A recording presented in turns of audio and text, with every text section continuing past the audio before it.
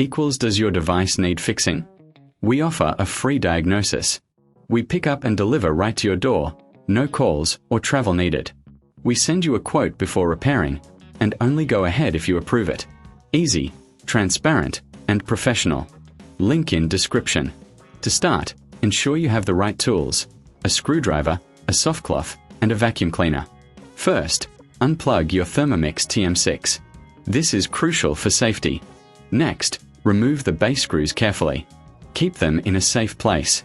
Once the screws are out, gently lift the base to access the internal components. Inspect for any visible damage or loose connections. Look for dust buildup. Use the vacuum cleaner to clean the internal parts. A clean machine runs better. If you notice any broken wires, this could be the issue. After cleaning, reassemble the base. Make sure all screws are tightened properly. Plug in your Thermomix and test it.